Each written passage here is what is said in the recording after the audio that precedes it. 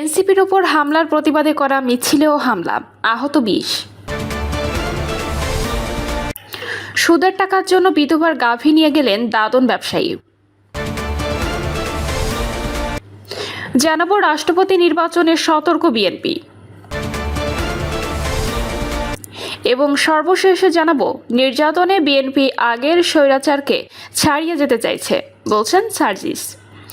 দর্শক শুনছিলেন সংবাদ শিরোনাম, এবার জানিয়ে দিব বিস্তারিত সংবাদ। তবে তার আগে অনুরোধ থাকবে ভিডিওটিতে একটি লাইক দিন এবং ভিডিও সম্পর্কে আপনাদের গুরুত্বপূর্ণ মতামত কমেন্ট করে জানিয়ে দিন। এনসিপির ওপর হামলার প্রতিবাদে করা মিছিলেও হামলা, আহত ২০। কুড়িগ্রামের ফুলবাড়ীতে জাতীয় নাগরিক পার্টির ছাত্র সংগঠন জাতীয় ছাত্র শক্তির বিক্ষোভ মিছিলে হামলার ঘটনা ঘটেছে। এতে ২০ নেতাকর্মী আহত হয়েছেন বলে দাবি করেছে দলটি। এনসিপির অভিযোগ, বিএনপির ছাত্রদল, যুবদল ও অঙ্গ সংগঠনের নেতাকর্মীরা এ হামলার ঘটনা ঘটিয়েছে। জাতীয় ছাত্র শক্তির নেতাকর্মীদের অভিযোগ, হবিগঞ্জে এনসিপি নেতাকর্মীদের ওপর হামলার প্রতিবাদে কেন্দ্রীয় কর্মসূচির অংশ হিসেবে তারা বিক্ষোভ মিছিল বের করেন। মিছিলটি শহরের প্রধান সড়ক দিয়ে যাওয়ার সময় বিপরীত দিক থেকে লাঠিসোঁটা ও দেশীয় অস্ত্র হাতে ছাত্রদল, যুবদল ও বিএনপির অন্যান্য সহযোগী সংগঠনের নেতাকর্মীরা এসে হামলা চালান। ফুলবাড়ী উপজেলা এনসিপির আহ্বায়ক নাজমুল ফেরদৌস জানান, হবিগঞ্জে এনসিপি নেতাকর্মীদের ওপর হামলার প্রতিবাদে ফুলবাড়ীতে একটি বিক্ষোভ কর্মসূচি অনুষ্ঠিত হয়। কর্মসূচি চলাকালে বিএনপি নেতাকর্মীরা দেশীয় অস্ত্র নিয়ে হামলা চালান। এতে ছাত্রশক্তি, যুবশক্তি ও এনসিপির অনেকে আহত হয়েছেন। তাদের চিকিৎসার জন্য হাসপাতালে পাঠানো হয়েছে। জাতীয় নাগরিক পার্টির কুড়িগ্রাম জেলা কমিটির আহ্বায়ক মোহাম্মদ মুকুল মিয়া বলেন, হবিগঞ্জ ও ফুলবাড়ীতে আমাদের নেতাকর্মীদের ওপর হামলার প্রতিবাদে আজ শান্তিপূর্ণ বিক্ষোভ কর্মসূচি ছিল। ওই কর্মসূচিতে বিএনপি ও দলটির অঙ্গ সংগঠনের ২ শতাধিক লোকজন হামলা চালিয়ে আমাদের নেতাকর্মীদের আহত করেছে। আমরা প্রশাসনকে এই হামলাকারীদের চিহ্নিত করে আইনগত ব্যবস্থা নেওয়ার দাবি জানাচ্ছি। সুদের টাকার জন্য বিধবার গাভী নিয়ে গেলেন দাদন ব্যবসায়ী। গাইবান্ধার গোবিন্দগঞ্জে সুদের টাকার পাওনাকে কেন্দ্র করে এক অসহায় বিধবা নারীর গোয়ালঘর থেকে গাভী গরু জোরপূর্বক বের করে নিয়ে যাওয়ায় গুরুত্বপূর্ণ অভিযোগ উঠেছে স্থানীয় এক দাদন ব্যবসায়ীর বিরুদ্ধে। ভুক্তভোগী পরিবারের দাবি, সুদের হারসহ মূল ঋণ পরিশোধ করার পরও সম্পূর্ণ বেআইনিভাবে তাদের গাভীটি ছিনিয়ে নেওয়া হয়েছে। থানায় তাদের করা অভিযোগ সূত্রে জানা যায়, প্রায় ৩ বছর আগে রোকেয়া বেওয়ার মেয়ে আজেদা বেগম অভিযুক্ত আবু হোসেনের কাছ থেকে প্রতি ৬ মাস পর ১২,০০০ টাকা সুদের শর্তে ৫০,০০০ টাকা ঋণ গ্রহণ করেন। গত ২.৫ বছরে সেই ৫০,০০০ টাকা ঋণের বিপরীতে কেবল সুদ বাবদই মোট ৬০,০০০ টাকা পরিশোধ করে পরিবারটি। পরবর্তীতে দেনার দায় থেকে মুক্তি পেতে উপায়ন্তা না দেখে নিজেদের একটি গাভী বিক্রি করে মূল ঋণের ৫০,০০০ টাকাও দাদন ব্যবসায়ীকে ফেরত দেওয়া হয়। সে সময় বকেয়া থাকা অবশিষ্ট ১২,০০০ টাকা সুদের মওকুফের জন্য প্রার্থনা জানান ভুক্তভোগীরা। অভিযোগে আরও বলা হয়, সেই সময় দাদন ব্যবসায়ী সুদের টাকা মওকুফ করার বিষয়ে সম্মতি জানালেও কিছুদিন অতিবাহিত হওয়ার পর পুনরায় ওই ১২,০০০ টাকা দাবি করতে শুরু করেন। ভুক্তভোগী পরিবার আর্থিক অক্ষমতার কথা জানালে অভিযুক্তরা তা তো পাত্তাই দেননি, বরং উল্টো অতিরিক্ত ৭০,০০০ টাকা দাবি করে নানা ধরনের ভয়ভীতি ও প্রাণনাশের হুমকি দিতে থাকেন।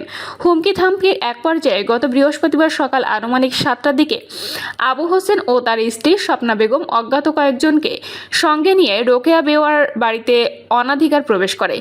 তারা জোরপূর্বক গোয়ালঘর থেকে গর্ভবতী একটি গাভী বের করে নিয়ে যান, যার আনুমানিক বাজার মূল্য প্রায় ৭৫,০০০ টাকা। ঘটনার পর অসহায় বিধবা নারী স্থানীয় মাতব্বর ও গণ্যমান্য ব্যক্তিদের দ্বারে দ্বারে ঘুরে গাভীটি উদ্ধারের চেষ্টা করে বাধ্য হয়ে সন্ধ্যায় আইনগত প্রতিকার চেয়ে থানায় লিখিত অভিযোগ জানান। এদিকে সামাজিক যোগাযোগ মাধ্যম ফেসবুকে ছড়িয়ে পড়া একটি ভিডিও চিত্রে দেখা যায়, ভুক্তভোগী রোকেয়া বেওয়া দাদন ব্যবসায়ীর বাড়িতে গিয়ে নিজের গাভীটি ফিরিয়ে যাওয়ার আকুতি জানালে তাকে অকথ্য ভাষায় গালাগাল ও হুমকি দেওয়া হচ্ছে। ভিডিওতে অভিযুক্ত স্বপ্না বেগমকে পরিষ্কার বলতে শোনা যায়, গাভী ফেরত নিতে হলে নগদ ৫০,০০০ টাকা নিয়ে আসতে হবে। এ বিষয়ে চরম অসহায়ত্ব প্রকাশ করে ভুক্তভোগী রোকেয়া বেওয়া জানান, ৫০,০০০ টাকা মূল ধারের বিপরীতে ইতোমধ্যে ৬০,০০০ টাকা সুদ দেওয়া হয়েছে। পরে মূল টাকা শোধ করার সময় বকেয়া ১২,০০০ টাকা সুদের বিষয়ে মাপ চাইলে তখন তারা কিছু বলেননি। অথচ এতদিন পর হঠাৎ সেই টাকা দাবি করে জোর করে গোয়ালঘর থেকে গর্ভবতী গাভীটি তুলে নিয়ে যাওয়া হয়েছে। কয়েক দফায় গাভীটি আনতে গেলে তা ফেরত দেওয়া হয়নি। ঘটনার বিষয়ে অভিযুক্ত আবু হোসেন সরকার ও তার স্ত্রী স্বপ্না বেগমের সঙ্গে যোগাযোগের চেষ্টা করা হলেও তাদের বক্তব্য পাওয়া যায়নি। রাষ্ট্রপতি নির্বাচনে সতর্ক বিএনপি।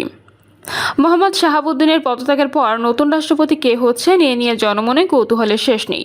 বিএনপির শীর্ষস্থানীয় কয়েক নেতার পাশাপাশি দলের বাইরেও দু একজনের নাম সম্ভাব্য রাষ্ট্রপতি হিসেবে আলোচনায় আছে। তবে প্রকৃত অর্থে কে ওই পদে মনোনয়ন পাবেন তা নির্ভর করছে সংসদ নেতা ও প্রধানমন্ত্রী তারেক রহমানের ওপর। খোঁজ নিয়ে জানা যায়, বিগত সময়ে বিএনপির মনোনীত ৩ জন রাষ্ট্রপতির বিষয়ে ইতিবাচক ও নেতিবাচক দুই ধরনের অভিজ্ঞতা আছে দলটির সামনে। ফলে এই অভিজ্ঞতার আলোকেই এবার দলটি সিদ্ধান্ত নেবে বলে মনে করছেন বিশ্লেষকরা। এদিকে বিএনপির একাধিক নেতার সঙ্গে আলোচনা করে জানা যায়, দলীয় আনুগত্যের পাশাপাশি দক্ষ, অভিজ্ঞ, সাহসী এবং সর্বোপরি গ্রহণযোগ্য একজন ব্যক্তিকে 23তম রাষ্ট্রপতি করার পক্ষে। দলটি অতীত অভিজ্ঞতার কারণে বিএনপি এবার তাড়াহুড়া করার পক্ষে নয়। দলটি অনেক ভেবেচিন্তে এবং কিছুটা সময় নিয়ে এ প্রশ্নে সিদ্ধান্ত নেবে। রাষ্ট্রপতি পদে মনোনয়নের এখতিয়ার বিএনপির চেয়ারম্যান ও প্রধানমন্ত্রী থাকলেও প্রয়োজনে তিনি স্থায়ী কমিটির বৈঠক ডেকেও এ বিষয়ে পরামর্শ করতে পারেন। বিষয়টি স্পষ্ট হয়েছে সম্প্রতি বিএনপির মহাসচিব স্থানীয় সরকার মন্ত্রী মির্জা ফখরুল ইসলাম আলমগীরের বক্তব্যে। তিনি বলেন, রাষ্ট্রপতি নির্বাচনের সিদ্ধান্ত দলীয় ফোরামে আলোচনা করেই গ্রহণ করা হবে। জাতীয় স্থায়ী কমিটির বৈঠকে এ বিষয়ে চূড়ান্ত সিদ্ধান্ত নেওয়া হবে জানিয়ে তিনি বলেন, সংবিধান ও গণতান্ত্রিক ধারাকে সমুন্নত রেখেই আমরা দেশের সবচেয়ে গ্রহণযোগ্য ব্যক্তিকে দায়িত্বে দেখতে চাই। রাষ্ট্রপতি নির্বাচনে সামনে রেখে মঙ্গলবার জাতীয় সংসদের ভারপ্রাপ্ত স্পিকার ব্যারিস্টার কায়সার কামালের সঙ্গে সাক্ষাৎ করেছেন প্রধান নির্বাচন কমিশনার এএমএম নাসির উদ্দিন। জানা যায়, সেপ্টেম্বরের সংসদ অধিবেশনে দেশের 23তম রাষ্ট্রপতি নির্বাচিত হওয়ার সম্ভাবনা বেশি, কিন্তু এখনই এ নিয়ে জল্পনা কল্পনা শুরু হয়েছে কে হচ্ছেন দেশের 23তম রাষ্ট্রপতি। পাশাপাশি বিএনপি বা কেমন রাষ্ট্রপতি চায় সেদিকে রাজনৈতিক পর্যবেক্ষক মহলের পাশাপাশি সচেতন জনগোষ্ঠীর নজর রয়েছে। বলা হচ্ছে, মনোনয়নের ক্ষেত্রে বিএনপির প্রতি আনুগত্য বা বিশ্বাসযোগ্যতার পাশাপাশি রাষ্ট্রপতির দক্ষতার বিষয়টি বিবেচনায় নিতে হবে। কারণ রাষ্ট্রপতি নির্বাচনের প্রশ্ন অতীতের ভালো এবং তিক্ত দুই ধরনের অভিজ্ঞতা রয়েছে। এমন পরিস্থিতিতে রাষ্ট্রপতি নির্বাচনের ক্ষেত্রে মূলত 3টি বিষয় বিএনপি বিবেচনায় নেবে বলে দলটির মধ্যে আলোচনা হচ্ছে। প্রথমত, দেশ ও দলের প্রতি আস্থা বা বিশ্বাস; দ্বিতীয়ত, দক্ষতা ও প্রজ্ঞা; এবং তৃতীয়ত, রাষ্ট্রপতি পদের নেতা বা ব্যক্তির কিছুটা সাহস থাকার প্রয়োজন বলেও মনে করে দলটি। 1996 সালের মে মাসে বিএনপি সরকারের রাষ্ট্রপতি থাকাকালে আব্দুর রহমান বিশ্বাসের সাহসিকতায় তৎকালীন সেনাপ্রধান লেফটেন্যান্ট জেনারেল আবু সালেহ মোহাম্মদ নাসিমের একটি অভ্যুত্থান প্রচেষ্টা ব্যর্থ হয়ে যায়। অন্যদিকে 2006 সালে বিএনপির ক্ষমতা থাকার পর রাষ্ট্রপতির পাশাপাশি তত্ত্বাবধায়ক সরকারের প্রধান উপদেষ্টার দায়িত্ব নিয়েছিলেন অধ্যাপক ডক্টর ইয়াজউদ্দিন আহমেদ। কিন্তু বিএনপির প্রতি তার আনুগত্য থাকলেও অদক্ষতার কারণে উদ্ভূত রাজনৈতিক পরিস্থিতি সামাল দিতে তিনি ব্যর্থ হন বলে অনেকে মনে করেন। এর ফলে দেশে 11 জরুরি সরকার ক্ষমতায় আসে এবং প্রধান উপদেষ্টা পদ ছাড়তে তিনি বাধ্য হন। এরপর রাষ্ট্রপতি হিসাবেও তিনি সাহসী পদক্ষেপ নিতে ব্যর্থ হয়েছেন বলে অভিযোগ আছে। সার্বিকভাবে এর ফলাফল পুরোপুরি বিএনপির বিপক্ষে গেছে বলে আলোচনা আছে। অনেকের মতে শুধু দলীয় আনুগত্য যে কাজে লাগে না, ইয়াজউদ্দিনের ঘটনায় তা প্রমাণিত। রাজনৈতিক বিশ্লেষক ও স্থানীয় সরকার বিশেষজ্ঞ ডক্টর বদিউল আলম মজুমদার মনে করেন, আগের রাষ্ট্রপতির মধ্যে নয়, বরং তাদের থেকে ভিন্ন ধারার ও যোগ্য একজন ব্যক্তিকে রাষ্ট্রপতি হিসেবে নির্বাচন করা প্রয়োজন। বিগত রাষ্ট্রপতিদের সীমাবদ্ধতার কথা উল্লেখ করে তিনি বলেন, দেশের আগের রাষ্ট্রপতির যোগ্যতা নিয়ে নানা প্রশ্ন ছিল। তাদের বিরুদ্ধে বিভিন্ন অভিযোগ ছিল এবং তারা কেউ কেউ যথেষ্ট মর্যাদা সম্পন্ন ব্যক্তিত্বের অধিকারী ছিলেন না। আদর্শ রাষ্ট্রপতির যোগ্যতা প্রসঙ্গে বদিউল আলম মজুমদার বলেন, রাষ্ট্রপতি হলেন রাষ্ট্রের 1 নম্বর ব্যক্তি ও প্রধান নাগরিক। তাই এই পদে একজন সৎ, মর্যাদা সম্পন্ন, মানসম্মত ও সর্বজনগ্রাহ্য ব্যক্তিকে বসানো উচিত। সরকার দেশের স্বার্থে একজন উপযুক্ত ও যোগ্য ব্যক্তিকে রাষ্ট্রপতি হিসেবে নির্বাচন করার সিদ্ধান্ত নেবে, তেমনটাই প্রত্যাশা থাকবে। তিনি বলেন, রাষ্ট্রপ্রধান পদে এমন একজন ব্যক্তিত্ব আনা প্রয়োজন যার কোনো নির্দিষ্ট রাজনৈতিক দলের প্রতি অন্ধ বাধ্যবাধকতা থাকবে না। ক্ষমতাসীন দল যদি জাতীয় স্বার্থকে প্রাধান্য দেয়, তাহলে রাষ্ট্রপতি নির্বাচন দেশের গণতান্ত্রিক চর্চাকে আরও শক্তিশালী করবে। অন্যদিকে সাহসের অভাব না থাকলেও বিএনপি নির্বাচিত রাষ্ট্রপতি অধ্যাপক ডক্টর বদরুদ্দোজা চৌধুরী বলেন, দলের প্রতি আনুগত্য দেখাতে ব্যর্থ হয়েছেন বলে অভিযোগ আছে। 2001 সালে নির্বাচনের পর অধ্যাপক বদরুদ্দোজা চৌধুরীকে প্রথমে পররাষ্ট্রমন্ত্রী এবং পরে রাষ্ট্রপতি করা হয়, কিন্তু ওই পদে তাকে বেছে নেওয়ার ফলে শেষে বিচারে বিএনপির পক্ষে যায়নি। এসব ঘটনা উল্লেখ করে বিএনপির স্থায়ী কমিটির প্রবীণ এক নেতা বলেন, রাষ্ট্রপতি শুধু আনুষ্ঠানিক পদ নয়। বি চৌধুরীকে রাষ্ট্রপতি করে বিএনপিকে বিব্রতকর পরিস্থিতির মুখোমুখি হতে হয়েছিল। অন্যদিকে অদক্ষতার কারণে ইয়াজউদ্দিন আহমেদ ব্যর্থ হয়েছিলেন। তাই রাষ্ট্রপতি বাছাইয়ের ক্ষেত্রে ভুলের সুযোগ নেই, কারণ রাজনৈতিক সংকটের সময় এ পদটির গুরুত্ব বেড়ে যায়। দলীয় নেতাদের পাশাপাশি রাজনৈতিক বিশ্লেষকরা বলছেন, এবারে রাষ্ট্রপতি নির্বাচন হবে ক্ষমতাসীন দলের রাজনৈতিক পরিপক্কতার বড় পরীক্ষা। নাগরিক ঐক্য সভাপতি মাহমুদুর রহমান মান্না বলেন, তিনি সত্যি সত্যি দেশের অভিভাবক হতে পারেন, তাকেই বিএনপি রাষ্ট্রপতি করা উচিত। তার মতে 2024-এর অভ্যুত্থানের পরে কী ধরনের রাষ্ট্রপতি হওয়া উচিত, কিভাবে হওয়া উচিত সেটা তো জুলাই সনদের মধ্যে বলা আছে।